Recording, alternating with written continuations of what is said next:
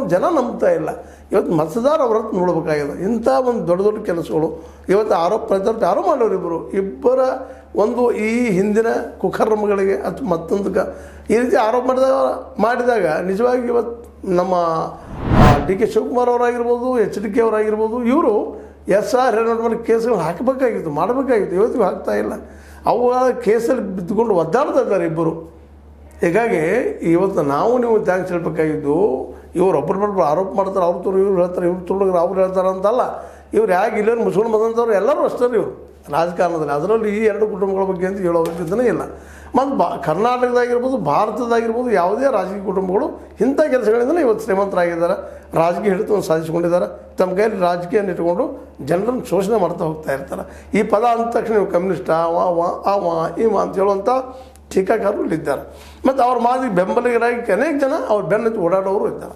ಅದೇನೂ ಇರಲಿ, ಇವತ್ತು ಈ ನಮ್ಮ HD ಕುಮಾರಸ್ವಾಮಿಗಳ ಟನ್ಗಟ್ಟಲೆ ದಾಖಲೆಗಳು ಅಂತೇನು ಆರೋಪ ಮಾಡಿದ್ದಾರೆ, ಆ ಆರೋಪಗಳನ್ನು ಇವತ್ತು ಸಿದ್ಧ ಮಾಡುವಂಥದ್ದು, ತೋರಿಸುವಂಥದ್ದು ಅವ್ರ ಮೇಲಿದ್ದಂಥ ಜವಾಬ್ದಾರಿ. ವಿಶೇಷವಾಗಿ ಸುದ್ದಿಗೋಷ್ಠಿಯಲ್ಲಿ ಟನ್ಗಟ್ಟಲೆ ದಾಖಲೆಗಳಿವೆ ಅಂತ ಹೇಳ್ತಾ ಇರುತ್ತಿರುವಂಥ HD ಕುಮಾರಸ್ವಾಮಿಗಳು ಇವತ್ತು ಡಿ ಕೆ ಶಿವಕುಮಾರ್ ಅವರ ಎಲ್ಲ ವ್ಯವಹಾರಗಳನ್ನು, ಅವ್ಯವಹಾರಗಳನ್ನು, ಕಳ್ಳತನದ ವ್ಯವಹಾರಗಳನ್ನು, ಭೂಮಾಫಿಯಾವನ್ನು, ಕಲ್ಲಿನ ವ್ಯವಹಾರಗಳನ್ನು, ಅವ್ಯವಹಾರಗಳನ್ನು ಮೊದಲು ನೀಡಲಿ, ಬಿಡುಗಡೆ ಮಾಡಲಿ, ಕೋರ್ಟಿಗೆ ಆಗಲಿ. ಯಾಕೆಂದರೆ ಬರೀ ಬಾಯಲ್ಲಿ ಹೇಳೋದ್ರಿಂದ ಅಪರಾಧಿ ಆಗೋದಿಲ್ಲ.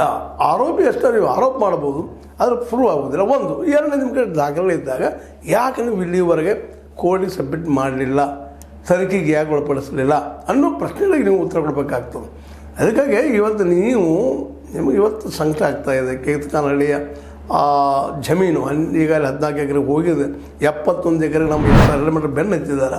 ಇವೆಲ್ಲ ನೆಲೆಯಲ್ಲಿ ಅದ್ರ ಜೊತೆ ಸರ್ಕಾರ ಸಹಾಯ ಮಾಡ್ತದಂತೆ ನೀವು ತಿಳ್ಕೊಂಡಿರ್ಬೋದು. ಆದರೆ ಹೈಕೋರ್ಟ್ಗೆ ಹೋದಂಥ, ಕೋರ್ಟಿಗೆ ಹೋದಂಥ SR ಹಿರೇಮಠರ ಒತ್ತಡದಿಂದಾಗಿ ಇದಾಗ್ತಾಯಿದೆ ಅನ್ನೋದು ಮರಿಬಾರ್ದಿಲ್ಲ. ಸುಮ್ಮನೆ ಅನಗತ್ಯ ಅವ್ರು ದೊಡ್ಡವ್ರು ಮಾಡುವಂಥ ಅವಶ್ಯಕತೆ ಇಲ್ಲ. ಯಾಕಂದರೆ ಸರ್ಕಾರಕ್ಕೂ ಅದು ಬೇಕಾಗಿರಲಿಲ್ಲ.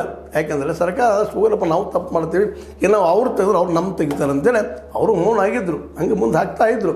ಮತ್ತು ಇದನ್ನು ಮಾಡ್ತಾ ಬಂದಿದ್ದು ಎಲ್ಲ ಇಲ್ಲಿವರೆಗೆ ರಾಜಕಾರಣಿಗಳು.